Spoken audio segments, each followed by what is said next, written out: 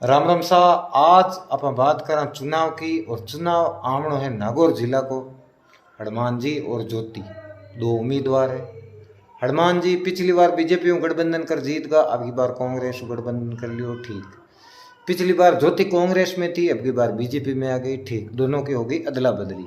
अब इन मैं दोनों से पूछना चाहता हूं कि नागौर की सबसे बड़ी मांग, एक ही मांग है, वो है नागौर को सिंचित करना। और आपने कितनी बार प्रधानमंत्री या मुख्यमंत्री तक ये बात पहुंचाई हो, इसकी मांग रखी हो। मैं आप दोनों से पूछता हूं।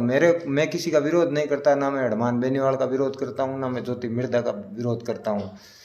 हनुमान जी के पास पिछली बात बहुत कुछ था। ये नागौर के लिए प्रधानमंत्री मोदी से डायरेक्ट इनका संबंध था, मिलते थे खुद उनसे, तो उस टाइम ये बात रख सकते थे कि मेरे नागौर को सिंचित करो। और ज्योति मिर्धा अशोक गहलोत की जब सत्ता में थे, तब राज्य सरकार के द्वारा लगा सकती थी केंद्र सरकार को कि हमारे नागौर को सिंचित करो, या राज्य सरकार खुद इसको सिंचित कर सकती थी। कितना दूर नागौर का पानी, नागौर से कितना दूर है, घोगलाव तक तो आया हुआ है, आगे लेना ही कितना है। तो आप ऐसा बोलते हो हम किसानों के नेता हैं, हम नागौर का फायदा करेंगे, तो कब करोगे फायदा, ये बताओ मेरे को तो खाली आप।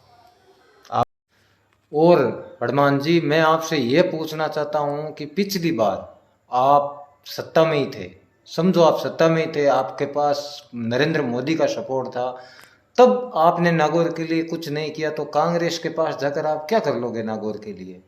कांग्रेस की सरकार ना राज्य में है ना केंद्र में है। अगर राज्य में होती तो मान लेते आपको कि आप नागौर के लिए कुछ कर दोगे, या केंद्र में अगर कांग्रेस की सरकार होती तो हम मान लेते कि आप नागौर के लिए कुछ करोगे।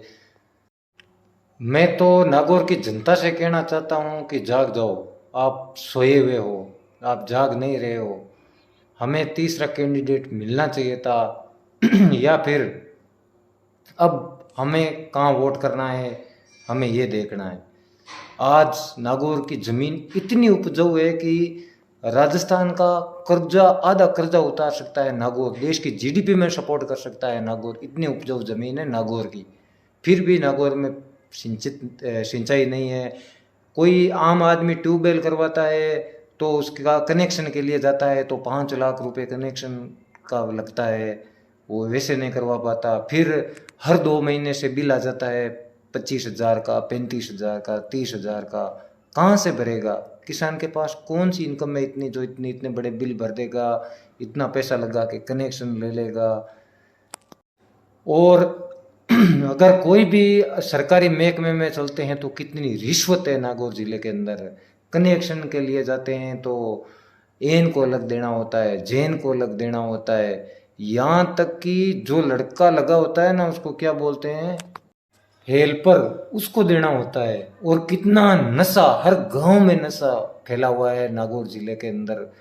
कुछ व्यवस्था नहीं है, कहीं पे भी नशे पे रोक नहीं है। छोटे छोटे बच्चे नशों के आदी होते जा रहे हैं। और अंत में मैं हनुमान जी बेनीवाल और ज्योति मिर्धा, आप दोनों से यही रिक्वेस्ट करता हूं कि आप दोनों में से कोई जीते, अगले 5 साल नागौर को सिंचित करने के लिए पूरे 5 साल लगा दीजिए। आप कोई और काम हो या ना हो, आप इतना कर दीजिए, कोई भी जीते आप में से, आप नागौर जिले को सिंचित करने के लिए 5 साल पूरे खपा दीजिए। होगा नहीं होगा वो अलग तरह की बात है सर। और राजस्थान के मुख्यमंत्री और भारत के प्रधानमंत्री श्री नरेंद्र मोदी, वो जरूर बनेंगे तीसरी बार प्रधानमंत्री। तो मैं उनसे भी रिक्वेस्ट करता हूं कि सर नागौर जिले को सिंचित कीजिए। और नागौर की जनता से मैं ये रिक्वेस्ट करता हूं कि देश हित में वोट करिए। जो भारत को विश्व गुरु बनाना चाहते हैं आप उनको वोट कीजिए।